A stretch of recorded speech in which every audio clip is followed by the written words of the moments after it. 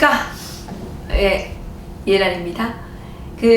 오늘 달변가로 소문난 이윤길 씨. 지금 한국에 와서 FC로 활동한다고 합니다. 무슨 회사였죠? IFC라고. IFC. 법인 대리점. IFC의 법인 대리점에 금융 컨설턴트로 활동하고 있는데, 그래서 그런지 말을 참 잘합니다. 예. 몇 번 출연하셨는데 예. 주변에서 말 잘한다는 얘기 안 해요? 제가 운영하는 개인적으로 이렇게 남북 공동 이렇게 운영하는 회원들 같이 운영하는 세태민 정거장에도 이렇게 제가 나왔던 걸 이렇게 동영상을 다운받으셔가지고 이렇게 올리신 분들이 계시더라고요. 그래요? 공유해서 가지고 또 뭐 이렇게 잘 받는다, 살 많이 쪘다 빼라, 이렇게 얘기하시는 분도 계시고, 또 말을 재밌게 하신다고 하시는 분도 계시고, 또 많이 묻는다고 얘기하시는데, 이게 자연히 박사님이랑 같이 있으면 기분이 좋은 이런 엔돌핀 같은 게 돌아가지고 자연히 웃음이 나는 것 같습니다. 감사해요. 김은길 씨, 이윤길 씨. 지금 북한이 아주 좀 괴로운 것 같아요. 김정은이가 지금 유엔 사무처장이라고 하는 거물급이 북한 방문했는데 어디 지금 숨어 있다면서요? 그렇죠. 지금 유엔 사무총장 대변인 방문하고 하는데, 지금 일단 백두산 쪽에 있는 양강도 쪽에 있는 감자 농장을 감자 전분 공장이라고 해가지고 감자 가지고 일을 만드는 공장에 지금 현지 시찰을 갔다고 하는데, 타이밍이 거의 중국으로 도망치는 분위기 같은 타이밍이에요. 왜냐하면 일단 지금 비연비하고 F-22 랩터 공군 폭격기들이 지금 한국에 와서 지금 합동문서 연습하고 있고, 북한도 지금 원래 12월 1일부터 3월 30일까지 동계 군사훈련 기간입니다. 이때는 하계보다는 동기가 엄청 더 강하거든요, 북한이. 그렇죠. 왜 여기 힘을 기간도 하계는 7월 1일부터 9월 30일까지 딱 30일인데, 그때는 별로 북한 사람들이 훈련이라는 걸 못 느끼죠. 근데 12월 1일부터 이거 3월 30일까지 거의 4개월을 합니다. 4개월 동안은 저도 군복무 할 때 느껴봐서 알지만, 이때는 그냥 폭풍 훈련도 거의 겨울에 하고, 딱지 훈련부터 시작해가지고 엄청 제일 강화하는 훈련 기간에 어떻게 보면 군 최고 수뇌부 아닙니까, 김정은이가. 군 최고 사령관이 군을 비워놓고 지금 감자 농장에 가 있다. 또 중요하지도 않은 감자 농장. 그렇죠. 메기 공장 가더니 또 물고기 공장 가더니 또 감자, 고기하고 감자는 확실히 북한 주민들한테는 없어서는 안 되는 그런 상품인 것 같은데, 특별하게 자기는 살쪄가지고 주민들한테 자꾸 감자는 살을 빼게 하는 상품인데, 그리고 또 근데 제일 중요한 게 감자는 북한 전국에서 생산을 하는데, 굳이 양강도 그쪽은 거기 중국 국경 지역이죠. 그렇죠. 세계의 어떤 연구사들이 얘기하고 예언가들이 얘기하기는, 김정은은 폭격이나 미국 폭격이나 이런 게 일단 유사시에 중국을 통해서 망명을 한다. 이렇게 시나리오가 짜 있다 하는데, 망명한다고 살까? 돈이 많으니까 일단. 돈이 많아요?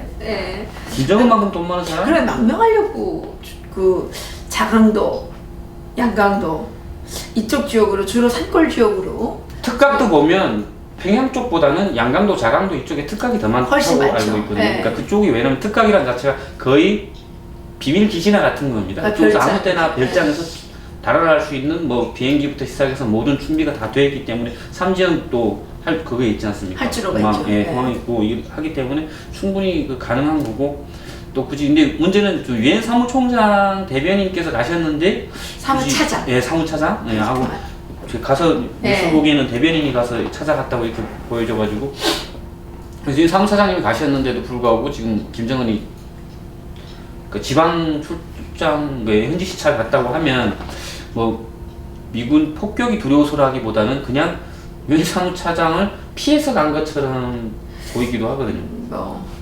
김정은의 속에 들어갔다 나오지 않는 한 알 수는 없는데, 지금 김정은이가 시선을 돌리기 위해서 어쩌면 김정은은 감자 농장을 감자 전분 공장을 안 가줄 수도 있어요.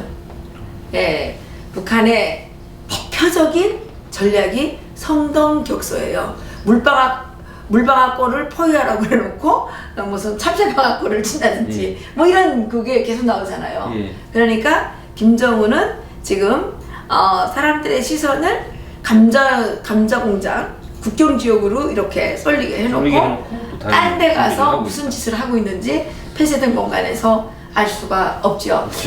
그 동계훈련에 많이 참가해 보셨다 그러는데 동계훈련은 주로 어떤 거래요?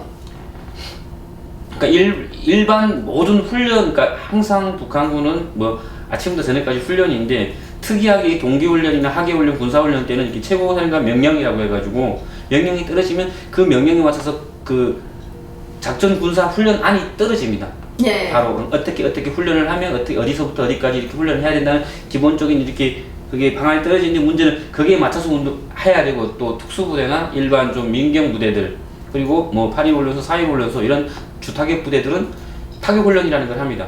가상 목표를 세워놓고 뭐 함경부대 청진 아니면 뭐 군사기지 뭐 평양 순항비행장 하고 그걸 폭격하는 훈련부터 시작해서 폭격, 폭파, 테러, 암살 뭐 이런 훈련을 동시에 같이 다발적으로 진행을 하거든요. 일반 부대는 거의 훈련 일상시나 똑같은데 좀 훈련 강도를 좀 높이는 방식이고 특수부대나 뭐 해상 저격부대 이런 테러 부대들은 실지 목표를 세워놓고 거의 실전과 같은 분위기 속에서 강도 높은 훈련을 진행하는 거예요. 전쟁 훈련을. 근데 우리 그 북한에 있을 때 내가 북한에 있을 때 이제 보면 직장에서 이때쯤 되면 그 무슨 그 군인들이 와가지고 뭐 공장에 우리 그 회사에 담을 뛰어넘어가지고 뭐 이렇게 딱지 붙이는 거 있어요. 그 딱지 붙이게 되면 우리가 점령당했다 그래가지고 우리 회사 그 최고 책임자가 처벌을 받아요. 그래가지고 그거 이제 그 딱지 못 붙이게 하려고 밤에 진짜 추운데 2시간씩 립초를 써야 돼요. 그 생각이 나는데 그거가 그거죠 지금. 그게 지금 말씀하시는 그 일명 뭐 특공대 훈련이라고 하기도 하고 뭐 딱지 훈련, 폭파 딱지 훈련이라고도 하는데 주로 뭐 저희 부대나 특수부대 중에서 해상 저격 항공육전대, 뭐 경보병 부대들을 시켜가지고 실전 가상 훈련에 맞춰서 그러니까 북한에 그러니까 남한에 침투해서 뭐 도시청, 청와대부터 국회 뭐 이런 모든 중요 거점들을 타격할 수 있는 일상적인 훈련을 그때 제대로 하는 겁니다. 근데 이걸 실전과 같이 해야 되니까 막 물속에서 3시간씩 있다가 막 얼어서 죽은 애도 있었고 대신 우리는 붙이고 성공적으로 목표에다가 폭파딱지를 붙이고 오면 화선이 있다는 거예요. 그리고 뭐 붙이면 아니다면서 특히 뭐 은행 같은 데는 막 그 딱지 붙이게 되면 그 안에 있는 돈을 뭐 가져가도 된다. 그거 진짜예요? 그 뭐 돈 가져가시는 보지 못했는데 어차피 북한 은행에 돈이 없지 않습니까? 없고 뭐 수표 같은 북한 은행에 돈이 없고 뭐 있어요? 어음이나 수표 같은 북한도 어음이나 수표 같은 이런 증서, 복권 증서 같은 게 있는데 거의 쓸모가 없는 무용지. 그 증서를 못 쓰죠. 거기서 뭐라 그러냐면 그 무연금 그 증표라 그래가지고 그걸 뭐라 그 한국식 말하면 쉽게 하면 어음이요. 어음을 써놨는데 뭐 1억이든 10억이든 문제는 그 종이장이죠. 종이장이지. 근데 그건 아무 데나 절대 못 써요. 못 쓰는 거죠. 그걸 굳이 탈취할 필요가 없는데. 북한은행에 돈이 없다. 그러니까 굳이 사용할 수 없으니까 탈취하라고 하는 거죠. 근데 탈취해 오면 일단 뭐 표창이나 이런 걸 주는데 집에 가 쓸 수는 없고요. 뭐 근데 아마 그것도 한국에 있는 침투했을 때 한국의 모든 은행을 털어라 이런 걸 아마 가상 훈련을 했다고 보시면 되는 거예요. 아니 근데 그때 우리 회사 옆에가 더은행이었어요. 아 중앙은행, 한경부도 지점 뭐 이런. 그러니까 양강도 지점 은행이었는데 우리 회사는 그 옆에 붙어 있는데 우리 회사는 이게 사람들이 그러더라고요. 야, 우리는 뭐 토론할 게 없어서 안 와. 그러더라고요. 그래서 저기 더은행은 지금 돈을 훔쳐갈 수도 있기 때문에 저기다 딱지를 붙이게 되면 거기다 아주 그러니까 다 이게 점령된 거기 때문에 돈을 막 갖고 간다는 거지. 그래서 그 군인들이 될수록이면 은행을 턴다. 이렇게 이제 얘기를 하더군요. 그 원래 임무술 때는 거의 각 공간마다 틀립니다. 그러니까 다릅니다. 이게 뭐 도당이 있고 시당은 좀 약하고 그러니까 가능한 도당을 털어야죠. 그러니까 습격을 해도 도당에 딱지를 붙이면 바로 화선 입당인데 뭐 시당을 했다거나 하면 좀 더 지켜보고 화선 입당 아니면 뭐 후보당 입당 이런 식으로 가고 근데 그것도 바로 못하게끔 북한 주민들 자체가 항상 거기 경각심을 가지고 뭐 모든 기관 기업소가 그거 힘들어요. 우리 뭐 거기 완전히 중무장을 하고 2시간씩 딱딱 나와서 이제 저기 입처 서고 근데 뭐 그 사람들이 뭐 워낙 날쌔 가지고 막 담 넘어오고 막 그런다 그래가지고 뭐 전기줄 타고 들어가고 뭐 전봇대 타고 들어가고 그때는 무언담이 엄청 많이 쏟아져요. 진짜인지는 모르겠어요. 맞습니다. 그런 기억이 나는데 그런데 말이에요. 제가 그 훈련 훈련 그 끝나고 나서 보면 제가 그때 리원인가 어디 홍원인가 이렇게 가면서 예. 보니까 가는 곳마다 탱크가 그 넘밭에 이렇게 빠져 있더라고. 근데 넘밭에 빠져 있는데 탱크를 건져가지 않아요. 자동차도 거기다 막 바퀴가 빠지고 그냥 구겨 막혀 있더라고. 그건 왜 그런 거예요? 그건? 일단은 그게 뭘 빠져도 이게 꺼낼 수 있는 장비들 같은 게 북한 군이나 뭐 일반 그 뭐지 기름부터 시작해서 뭐 이런 게 끌 수 있는 차들이 잘 없으니까 없고. 아니 근데 또 전쟁 우리가 그래서 그거 지나가다 보고 전쟁 야, 다 죽었죠. 전쟁 났을 때 저렇게 돼 있으면 저거 어떻게 이기냐고. 그래서 사람들이 막 이게 야 우린 전쟁 나면 나 죽는다 이렇게 생각을 했어요. 예, 뭐 아니 그 정도인데 그게 일단 유사시 만약 전쟁이 있었다면 뭐 좀 더 분발해서 뭐 이렇게 뭐 손으로 끌었을지 모르겠는데 손으로 끌어가지고 그게 돼요. 안 되죠. 탱크들이 그러니까 넘밭에 팍 빠져 있어. 아니 그 박사님 아시다시피 그거 있지 않습니까? 포를 고지로 뭐 이런 네. 게 1211곳인가 네. 뭐 350일까지까지 사람들이 끌고 올라갔다 뭐 이런 게 말이 안 되는 얘기지만 근데 그런 얘기들이 많았다면 혹시 또 가능할지 끌어보긴 하겠습니다. 우리는 그거 보고 우리는 전쟁에서 이길 수 없다 이렇게. 예. 절대 우리는 그렇게 그렇지 생각했는데 맞습니다. 군인들은 어떻게 생각해요? 군인들도 그렇게 생각해요. 그래도 무장적 그 정신 무장이 잘 돼 있다고 생각했기 때문에 우리는 무조건 남조선을 무력으로 김대중 대통령이 오실 때도 우리는 무조건 무력으로 남조선을 통일해야 되며 절대 지지 않는다. 근데 뭘로 안 줘요? 포로가 되면 우리는 무조건 죽는다. 탱크는 다 넘밭에 빠지는데. 몰랐죠 그때까지는 그냥 우린 그냥 신념만 있으면 이긴다 이렇게 생각을 했는데 지금 가능할 것 같습니다. 한국에 가면 한국군 인형 군사공무하면 물론 한국군도 힘들게 군사공무 하겠지만 이 사람들의 정신 상태는 연평도 포격당했을 때 그 어떤 군인인지 모르는데 엄마한테 엄마 어떡해 이렇게 하면서 전화했다 그래가지고 예. 안전불감증이 안보 불감증이 너무 많아가지고 맞아요. 예. 또 우리 아들도 이제 이달에 군대 가게 됐는데 어떻게 가서 군대 생활을 할지 걱정이 많아요. 그리고요 우리 이은길 씨 휴대폰 북한의 휴대폰 가입자가 400만이 넘어섰다고 하네요. 예, 그런데 이 휴대폰 가입자가 늘어날수록 감시 기능이 강화돼서 김정은의 그 체제 옹호 효과만 더 있다. 체제가 더 이렇게 튼튼해진다. 이런 얘기를 하는 사람들이 있어요. 이거 맞아요? 맞는 말씀인데 제가 한국에 올 때마다 2006년도 올 때까지만 해도 핸드폰이 거의 없었습니다. 네. 그러니까 북중 국경에 있는 중국산 핸드폰, 중국 위성통신으로 해서 네. 듣는 그 중국 통신사를 이용한 그 전화 외에는 예. 없었는데 그 전화도 도청 감청하기 위해서 예. 뭐 독일에서 사온다, 뭐 맥국 지도국이 내려온다, 뭐 무슨 상무가 내려온다 하고 잡으려고 했는데 많이 잡혀 들어갔죠.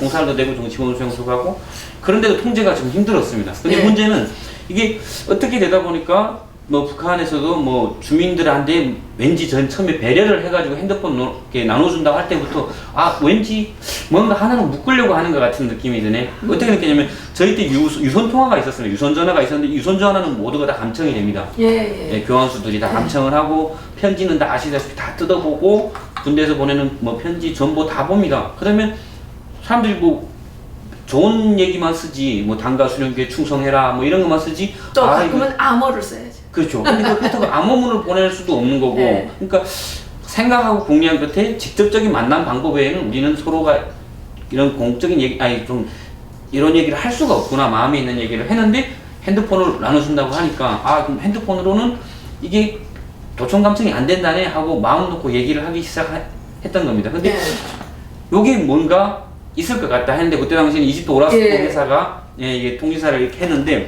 아마 그때까지만 해도 뭐 오라스코 회사가 들어와서 할 때만 해도 아마 보이부나 뭐 이쪽에서 도감청 기구를 아마 설치를 안 했다고 생각을 합니다. 어느 정도 풀어줬을 것이다. 마음껏 가입을 해라 하고 그러다 보니까 뭐 100만, 200만을 넘어서 지금은 400만 인구가 가입을 했는데 가입을 하니까 이제는 완전히 통솔할 때가 됐다고 생각하고 이제 도감청 메시지부터 시작해서 전화까지 지금 사촌 형들이나 뭐 이쪽 북한 쪽에 이렇게 같이 뭐 전화 통화하는 친구들이 와서 핸드폰 사보내되 뭐 어디 걸로 사보내달라 이렇게 얘기를 합니다. 뭐 회사를 딱 얘기 안 하고 한국에 있는 핸드폰 왜 하면 혹시 도감청 안 되는 핸드폰이 아니냐고 그게 그래 아니 뭔 소리야, 다 도청 안 되냐가 보이고 요즘 핸드폰 다 도청해가지고 우리가 뭔 얘기를 해도 다 듣는다더라. 그래가지고 아니 꼭 여기 S사 핸드폰이라고 해도 뭐 감청이 안 되나? 북한 통신사가 감청하는 거지 핸드폰 탓이 아니야. 그건 통신사 감청하는 거야. 그러니까 아니 그래도 핸드폰이 좀 남조선이 핸드폰이 좋으면 감청도 이렇게 이렇게 그래 꽤 발전된 생각을 하고 있다. 근데 내가 알고 있기로는 그런 건 없다고 생각하거든요. 감청은 한국도 같지만 뭐 전 세계적으로 도감청은 핸드폰이 좋아서가 아니고 통신사를 이용하면 도감청이 가능하다고 알고 있습니다. 그래가지고 아마 그 오라스콤 들어와서 그 통신사를 이용해가지고 아마 메시지부터 시작해서 전화 수발시 내역을 다 통화 감청하고 있으니까 오히려 북한 주민들을 더 강하게 묶어놓고 단속하는 목적으로 이용되지 않겠나 이렇게 생각합니다. 그렇군요. 네. 그러니까 이게 무슨 핸드폰 때문에 무너지겠다. 이거는 뭐 말이 안 돼요. 전 처음부터 얘기를 이 핸드폰 나온다고 할 때부터 핸드폰이라는 게 목적이 뭡니까? 우린 처음에 그냥 통화 목적이었지만 지금은 핸드폰이 인터넷이 되고 뭐 카카오톡부터 시작해서 SNS가 다 되는데 북한 핸드폰은 SNS가 안 되지 않습니까? 그 은길 씨, 네. 북한에 이런 말이 있어요. 그 속이 빈 퉁제가 소리만 열어나다는 말이 있어요. 있어요? 빈깡통. 빈깡통. 네. 그 지금 미국에서 지금 타격하겠다. 그 3개월 기한이다. 막 이런 얘기 나오잖아요. 네. 그러니까 북한에서 지금 전쟁을 원치는 않지만 대가를 치를 것이다 이러면서 지금부터 세게 나오고 있어요. 북한은 정말 전쟁을 할 생각일까요? 진짜 솔직히 좀 군대에 있을 때 그 심적으로 얘기 좀 해보세요. 예, 저는 그 군에 있을 때는 군에서는 항상 그럽니다. 뭐 무조건 무력으로 통일해야 되고, 뭐 무조건 전쟁을 하고 적들이 치면 우리는 순식간에 뭐 소를 점령하고 뭐 대한민국 남조선을 통일시킨다. 말이 안 되는 거죠. 아니 실제 속 생각은 어때요? 아니 가다가 자동차가 널뚜렁이 빠지는데. 아니 그러니까 만약 전쟁을 하게 된다면 북한이 이길 수는 있습니까? 미군이 없는 한 이길 수는 있습니다. 뭐 남선 솔직히 국군을 무시하는 건 아닌데 국군 병사들의 신념과 안보 이 정신으로는 북한군을 이길 수가 없고 순수히 그 완전 그 주체 사상인가 그쪽으로 완전 이게 세뇌가 된 거의 광신도들인데 그걸 막을 수는 없거든요. 근데 물론 해야 시킬 수 있는 방법은 있지만 근데. 문제는 북한이 전쟁을 안 일으킨다고 저는 100% 생각을 하고 군사에서 오래 있었기 때문에 군사 문제를 볼 때 북한 자체가 모든 게 이게 피라미드식으로 해서 최종에는 김정은이 모든 북한에 있는 권력, 재산, 뭐 돈부터 시작해서 모든 걸 다 김정은이 가지고 있습니다. 그 김정은 그렇죠. 주변에 있는 사람들이 네. 그 소위 몇 안 되는 그 무리가 자기의 모든 것을 포기하고 전쟁을 일으킨다 바라지도 않을 것이며 그리고 이라크 후세인이나 리비아 가다피를 봤을 때 결국은 다 죽었지 않습니까? 그 많은 재산을 가지고 그 많은 뭐 경호원도 그 많은 나라 권력을 가지고 있어도 다 결국은 죽었으니까 자기도 그렇게 되지 않기 위해서 핵을 가지고 있는 것이며 이라크는 핵이 결국은 없었지만 그 북한은 핵을 완성 단계에 들어섰고 완성했다고 저는 생각을 합니다. 이 핵을 완성 단계에 들어선 게 결국 미국하고 동대동 원칙에서 뭔가 싸워보겠다. 그러니까 죽어도 그냥 혼자는 안 죽겠다 이런 정신을 갖고 있고 이미 때리려면 저는 항상 그랬습니다. 이미 북한을 때리려면 김정일 시대에 먼저 때렸어야 되고 연평도 그렇죠. 포격했을 때만 해도 북한 평양시를 아예 불바다를 만들었으면 충분히 그냥 게임 끝났었는데 못했고 지금도 늦지는 않다고 생각합니다. 뭐 완성 단계에 들어섰다고 해도 북한이 핵을 쏠 동안 미국이 그냥 가만히 있을 건 아니고 그러니까 이렇게 뭐 목표 타격이라고 해야 되나요? 그렇죠. 그러니까 김정은의 특각. 네. 김정은이 아무데나 가줄 수는 없거든요. 그렇죠. 그러니까 김정은의 특각, 주석궁전, 이런 데만 목표를 딱 지정해서 딱 타격을 하게 되면 요점 동시다발적으로 동시다발적으로 요점 타격을 하게 된다면 거기는 뭐 민가도 없어요. 없으니까. 민가도 없으니까 김정은만 죽일 수 있어요. 그리고 김정은이 없는 핵은 필요할까요? 김정은이 죽은 다음에 핵이 필요해요. 예, 뭐 다른 군부 어떤 무리들이 또 생길지는 모르겠습니다. 물론 그렇다고 해서 김정은만 죽었다고 해서 대한민국이 갑자기 내려나갈 수도 없는 거고 중공군이 갑자기 침투하고 들어간다는 것도 말이 안 되는 거고 미국이 갑자기 들어갈 수도 없는 거고 그건 북한 주민들이 거부할 것 같습니다. 그래서 제가 모든 건 그때 당시 북한 주민과 북한 군이 맡겨야 되는데 그러니까 그때는 절대 권력이 없어지니까 그렇죠, 예. 지켜야 될 권력이 없잖아요. 그러면 핵이 필요 없는 거죠. 그렇죠. 핵은 필요 없어지는 그렇지. 거죠. 예. 그래서 이제 지금 북한이 뭐라 그러냐면 또 뭐 미 중앙정보국장이라는 놈이 우리의 심장인 최고 지도부까지 감히 걸거들며 도발을 걸어온 것은 우리가 강경 대응 조치를 취하게 하고 그를 빌미로 조선반도에서 핵전쟁의 도화선에 기어이 불을 달려는 미국의 간교한 흉심에 노출이라 이렇게 이제 막 얘기를 했어요. 근데 이게 사실 뭐 김정은하고 누가 싸우고 싶겠습니까? 그 조그만 어린애하고 뭐 그렇죠. 트럼프 대통령이 이야기한 것처럼 병든 강아지라고 그랬잖아요. 병든 강아지. 그러니까 병든 강아지라는 말이 북한말로 하면 비를 먹은 강아지라는 네. 얘기예요. 그 빌기 먹은 강아지가 왜 이렇게 있잖아요. 그 축축 뭐 이렇게 빌기 먹어가지고 이렇게 목도 못 가는 거 이렇게 비실비실하는 거 있잖아요.